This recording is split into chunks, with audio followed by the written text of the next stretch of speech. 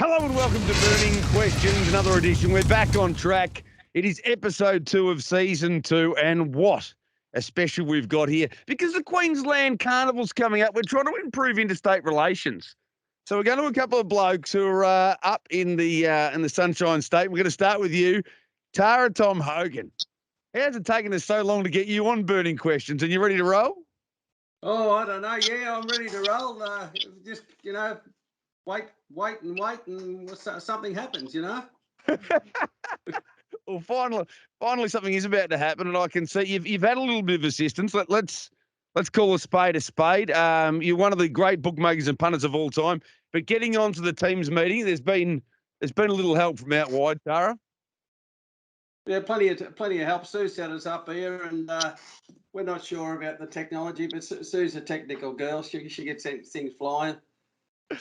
I need to find me one of those. And Andy Gath, you're not in Victoria, but you're up in Queensland, just relaxing. You look like you've got a little bit of a tan. You're up at Norm Jenkins' place. Are you prepared to stay safe? I think how long are you up there for, Andrew? Yeah, no, head back tomorrow morning. So, yeah, been up here since Monday night. So just keeping an eye on Norm and making sure everything's going okay for him. So a little bit worried. Don't get to see him very often, so it's good to come up for a visit. Is he okay? Have you sort of looked after him and just made sure he's all right, or what?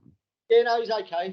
As you said, luckily he's put us up at his place. It's not the best place I've ever stayed at, but it's not too bad. But, yeah, the views are okay. So hopefully he doesn't send us a bill. But no, been good fun. It's good to have a break sometimes. We don't get.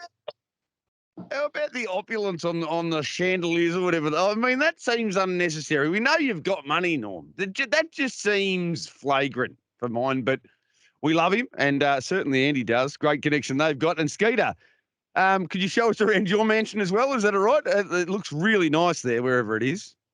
Yeah, I won't, because I'm at Epsom Road and in the meeting room here with your clothes still in the corner, which have been there for about 3 years. So I probably won't do a tour of my premises here, but yeah, probably wishing I was at the Gold Coast like two of our panel members.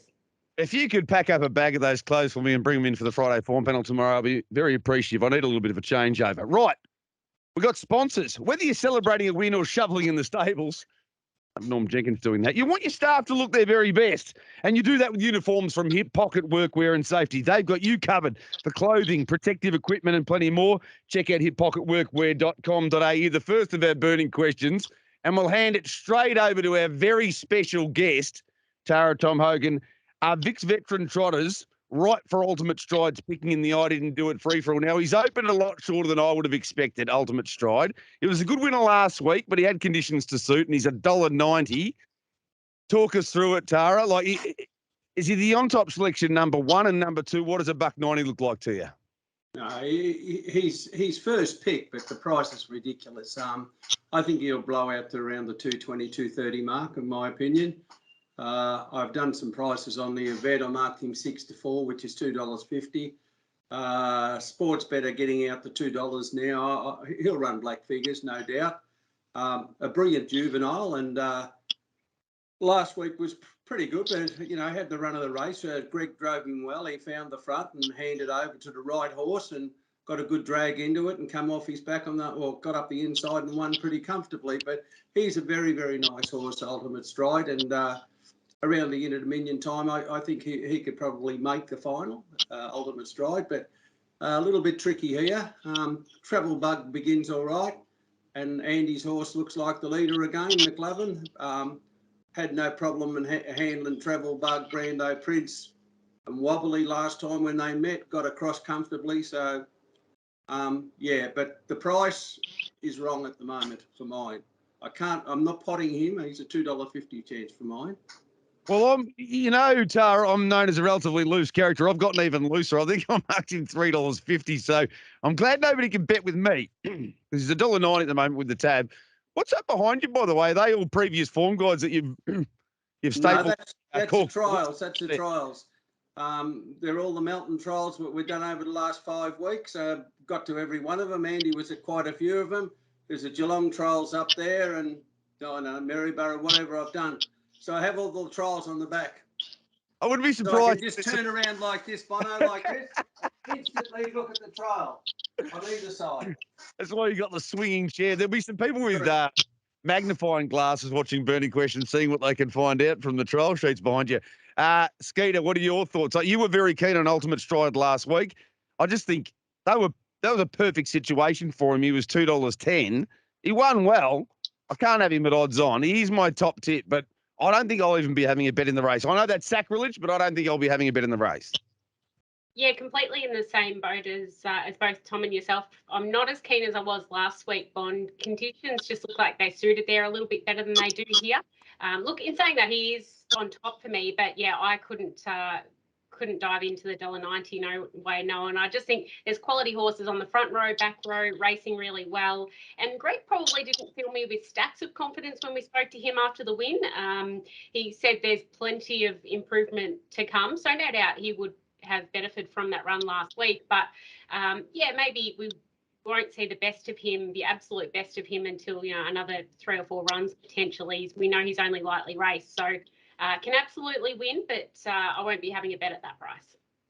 No, I won't be having a bet at that price. There was a little smirk on your face at one point there, Andy. I wouldn't mind you letting us know what's going on there. And McLovin, third up from a break, the grand old warrior. But I've got a concern.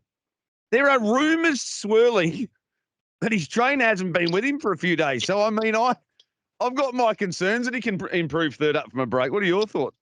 He might go better. Obviously, first up, we're a little bit disappointed with his run. He did get, we chose not to trial him, but in hindsight, it was probably a mistake on the trainer's point. The way he pulled up, he did sort of needed that run pretty bad. And next day, he didn't have much luck on the fence. So his work's been really good. The week that we left anyway. So hopefully he's still working well. So we expect that he's going to be in front and there'll be a better performance from him. It's going to have to be for him to win this race. Ultimate Stride, obviously, to win the beat, but, $1.90 is poisonous odds, and as we all agree, he's going to drift out. But, yeah, it'd just be nice to see Ultimate Stride do it off the fence and see if he's capable of beating, sort of these old horses that have been around for a long time. But I'm willing to forgive McLovin's last couple of runs and expect a better showing this week from him. Yeah, well, he's 56 years of age, so you might want to trial him before he goes out there. He's got sore. I'm pretty sore already, and I'm only 42, so I can't imagine now the grand old warrior McLovin's feeling these days. Question 2 of the Burning Questions is brought to you by the Fresh Connection. They export, they don't import it, they export it, they send it out. Australian fresh fruit to more than 35 countries, headed up by Damien Glengarry. I can't even speak of what a great job he's doing as the export manager. Magnificent. The Fresh Connection specialise in citrus, table grapes, cherries and mangoes, freshconnection.com.au. And we ask all of our new Burning Questions guests what their favourite fruit is. Tara, Tom, Hogan, I'll hand it over to you. What is your favourite fruit? If you could have anything, and you're up there in a beautiful area of the world for fruit, what do you like? No, we'll stick to apples. She'll be She's apples. apples, she's apples. How do you like them apples from Goodwill? Yeah. Tara, will treachery cross the masses in the Richmond Lass, and can they defeat her if it's the case? Now, we got the real top 4-year-old mares, I suppose, Ladies in Red and Joanna, and maybe Beach Music out of this, but these other ones have all competed with each other, and sometimes one's beaten the other, and Doug's Babe's beaten moments like these, and Treachery's beaten them both. There's not a lot between the lot of them. Is Treachery quick enough to get across, particularly, I reckon, moments like these at the start, and is at the end of the story if she does? Well, it's a bit tricky. I don't really want to put my head on the chopping block, but we'll give a little bit of info. Moments like these was a neck in front of Joanna at Ballarat, but it couldn't cross, and Greg Graytold was sat in the death. Treachery in the Breeders' Crown final led from 7 pretty comfortably. It gets out very good and then it accelerates after the start. And by the time the winning post comes up, it was a length and a half in front. I say moments like these will get across. It's major surprise. I think Treachery can get across. I think, but it's no moral to get across, but I think it will and will be very hard to beat. Moments like these will be the danger sitting on its back. All right, is that pretty much the end of the story then? I mean, Doug's Babe, Shayela, even Mateo, there's a number of horses that there's not a lot between them in ability, but if they're leader behind leader, is it a complete 2-horse race? If that happens, yes. If Treachery leads in moments like these sitting on its back. And just remember this, Tara, I've had to remind Andy this on a number of occasions. We call this Burning Questions for a reason. You've got to put your head on the chopping block. They're not supposed to be easy questions. They're burning. They're on fire. You need an extinguisher. Right, Treachery to lead then. Andy, what are your thoughts? Yeah, 10 lead, so I'm putting my head in the chopping block. And yeah, I think moments like these with Doug's Bay might be too quick and hold her out. And if that's the case, I think either one of them will be the, best winning hope out of the three top chances, I'd say. Now, I'm either getting confused. Did you say Treachery will get across and put my head in the chopping block, and then you said a couple would hold him out? Or did I mishear you? I'm saying Treachery won't get across. I won't get across. Yeah, I reckon moments like those with Doug's Bay would be quick enough to hold her out. Does that create a race of much more pressure then? Does Treachery, if it gets to the breeze, lay down the law a little bit and it brings one or two others into play under your scenario or not? Yeah, it probably does. Again, they might be confident enough to just in the death quiet to still be able to get the job done. She was terrific first up and you think she'd be better again. So, we keep talking about these fillies from last season and how great they've all raced, and now they're all racing against each other as 4-year-olds. They're always a little bit tricky. There's not much between them. It's all who's going to have the better run in my opinion, but I don't think Treachery will be fast enough. But I am up against Tom Hogan, who does form a lot more than me. Well, you're up against Tom Hogan and Jason Bonnington. I think that Treachery will be getting across. I think it will be getting moments like these will begin quickly, but I reckon Treachery from out wide will be able to get the necessary acceleration up to crossover. They're my thoughts. I'm not saying the race is over there, but gee, Treachery will be very hard to beat if it does lead. Skeeter, are you going to make it 2-all or are you going to go 3-1? No, I'm going to go 3-1. When I first looked at the race, I thought, I think moments like these leads because she's just developed a lot of gate speed and she can commence really quickly, as can Doug's Babe. So I thought from the good draws, that's what happens. But then when I looked a bit further into Treachery, as Tom mentioned, when she led from 7 in the Breeders' Crown, even when she led from 6 in her first up run, she was excellent there, and didn't take her that long, and she really mustered and just flew the gate. So I think she can probably, with that bit of a flyer from out wide, get across. It will be interesting. I dare say that Doug's Babe will have a bit of a dip and try and get across moments like these, but I think Greg can probably hold up there. So look, in saying that, I think Treachery, all she has to do is pinch a quarter and she's going to be awfully hard to beat. She was excellent first up, as we all saw. But in saying that, I thought moments like these was outstanding recently in New South Wales as well. She broke 26 for her last quarter and just from an impossible position was super. So probably not the horse that Treachery wants on her back, but I think they look the clear top two, but very narrowly going with Treachery in thinking that she gets across to the top. I thought the key for Treachery was sport mental. She's Overcraft, Bells on a Girl, all don't want to come out. So it just creates that opportunity where you're not trying to get across 1 and 2. You can just balance up out wide and go whooshka. Did you think about wearing a bikini for this edition of the Burning Questions, Andy, by the way? Because with that scenery behind you, I just would have liked to see something a little more sheer at least, perhaps. Yeah, well, again, I'm only showing me body shot here. I can go down low if you want to see what I've got on. Burning Questions after dark. I can go down a little bit lower. You weren't expecting this, were you, Tara? You thought this was a professional show. Yeah, well, you got to put a bit of fun into it. Well, I don't know if I need that kind of fun that's being offered by Andy. But anyway, we'll go to the third question. It's brought to you by APG. Go to apgold.com.au. The third question, I'm a bit shook, is 888 in first up state to triumph despite his dire draw. We'll go to you this time first, Andy. I'm in two minds about this. He's been trialling really well, 888. And as I mentioned in the form comment, the last few weeks with the open class races, it's been like when you go to the nightclub and that really good-looking guy who steals all the ladies, all the birds isn't there, and you get your opportunity. But now, 888's the good-looking swaggerer that's turned up again. So they're all in a bit of trouble, but I don't think he's an over-the-line job. Yeah, obviously he's had plenty of trials and he's going to go into this race pretty well wound up. Stables is in terrific form. They're happy to have this one back, but all their horses have been racing really good over the last month. So I definitely think he's the one to beat. Probably wouldn't take odds on. I'm not sure what odds he is actually, but again, he's probably the one horse in the race that can make his own luck to some extent. Obviously there's horses in this race that are racing really well that are just below the really top horses in Bulletproof Boy, Shorty's Mate, Malcolm's Rhythm. But I still think he's good enough to get the job done. He's $1.90 at the moment, 888. The horse they call Bart at home, so that's a bit short, Andy. Yeah, probably. I'd probably want 210 or 220, but whether he gets out to that or not, it's hard to say. Been a pretty big betting stable lately. They're just hub stable, so might firm in too. Who knows?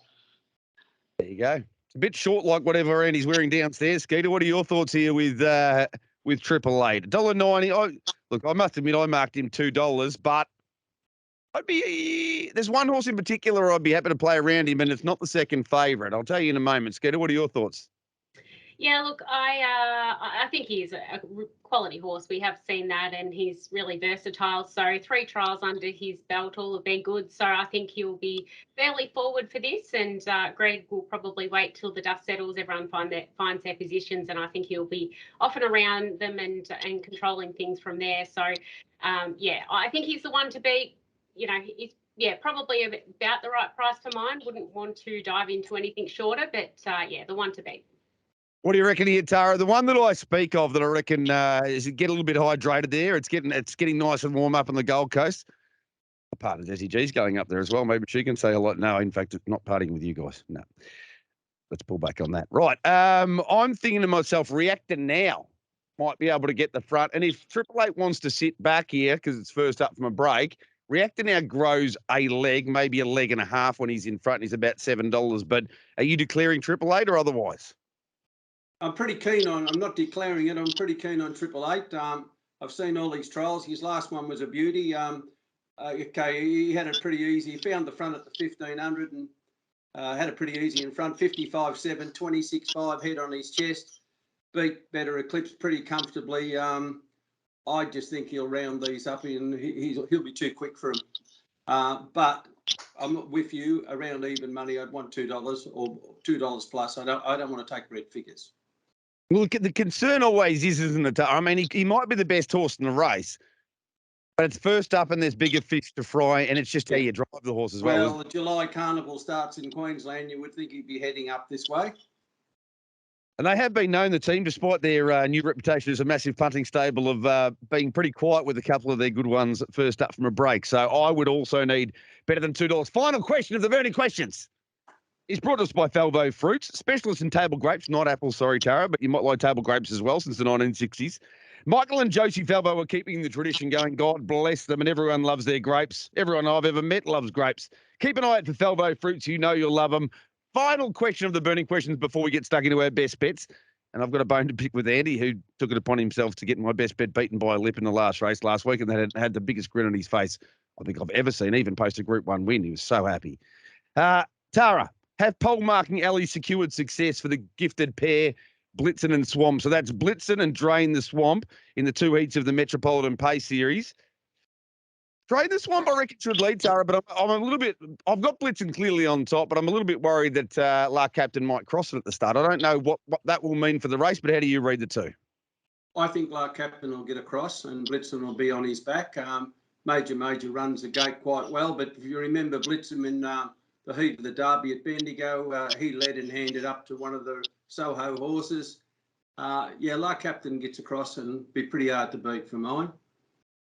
You'd be preferring to back La Captain than Blitzen in that race? Yeah. Yes. Put a cat among the pigeons. And what about Drain the Swamp? Drain the Swamp was an incredible run in Sydney. Yeah. It's funny, the run before wasn't that flash behind Mustang at Melton. What the run before was at the heat or when it ran fourth, but I'm talking about when it ran third. Massive win first up at stall from Barrier 1 led. I think he can lead here and it'll be pretty hard to beat. Celestial Track will run the gate quite good. Lochinvar Jag will run the gate okay. Foolish Pleasure can run the gate, but he'll go back, and Kiss Me Elvis, you would think it'd go back. Drain the Swamp kicks up and it'll be hard to beat. Andy, give us your assessment of both, but I did the stats on Drain the Swamp. He's been in front 9 times in his career for 7 wins and 2 placings. He's never won when he's not in front, despite the massive run in Sydney. 24 starts we're not leading for no wins and 8 placings. So the first 150 metres is pretty important for him, I reckon. Yeah, no, definitely. I think he's the one out of the two. If he does lead, I think he, should be winning. We find horses that have raced at Menangle and come back down to Melton. They sort of go another level again. And, he was terrific his last start there at Menangle. So I think he looks like the leader and looks like he's the one to beat. Blitzen, not 100% sure. I think he's the one to beat. If he gets crossed, it's going to be a little bit more difficult. But if he's able to hold up, I think he'll get the job done as well too. I think they're both the best 2 horses in the race and they've got the best 2 draws.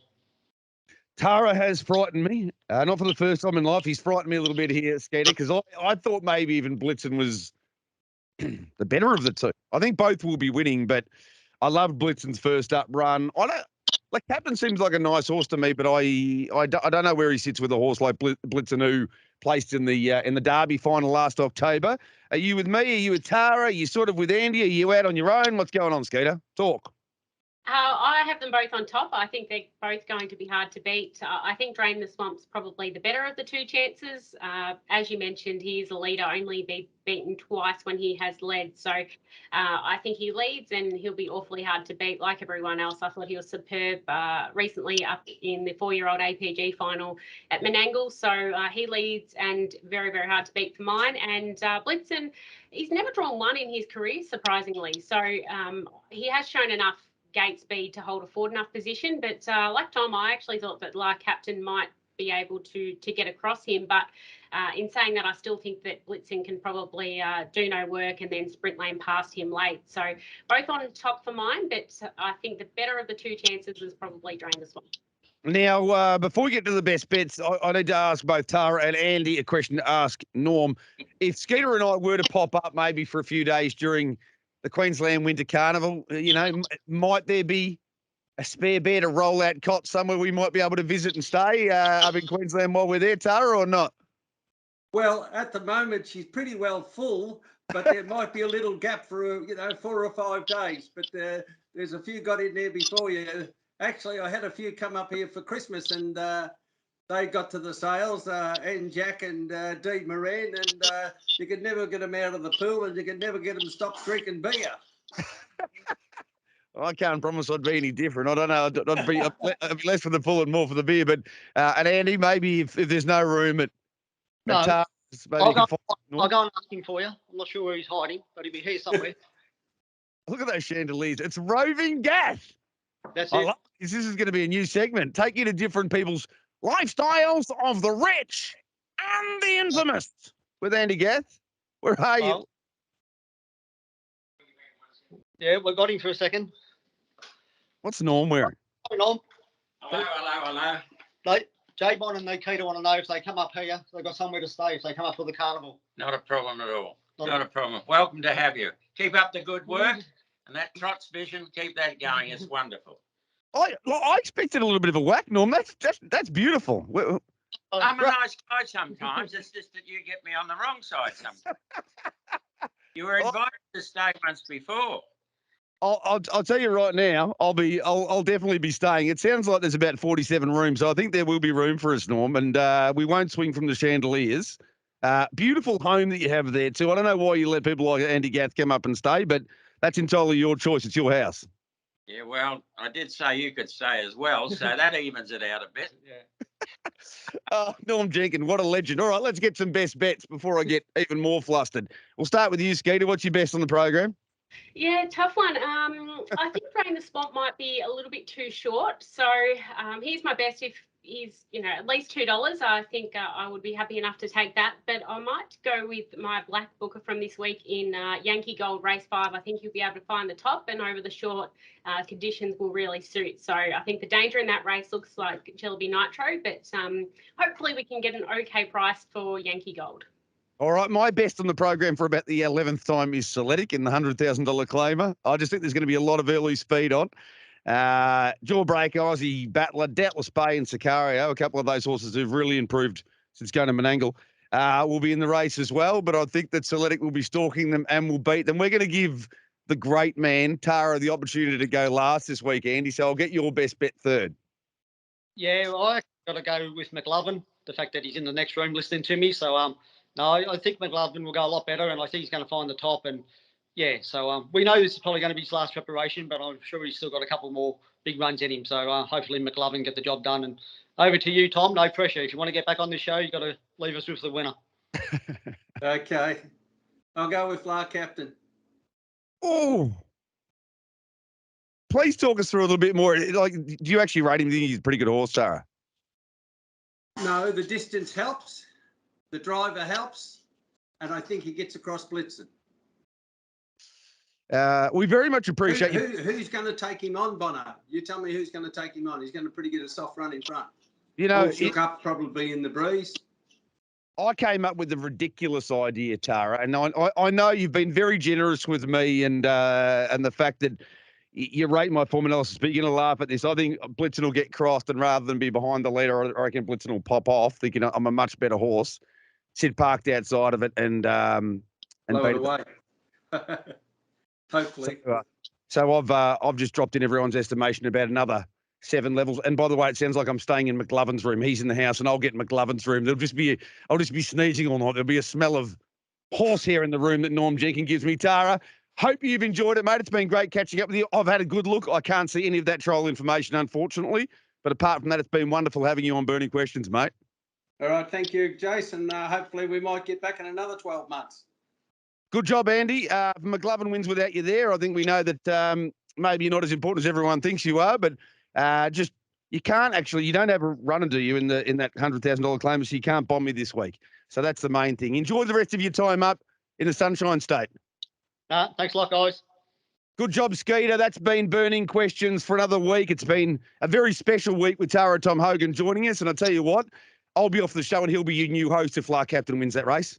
And I'll also be cast, and I'll need a snip from Tara as well. That's been Burning Questions. Catch you again next week.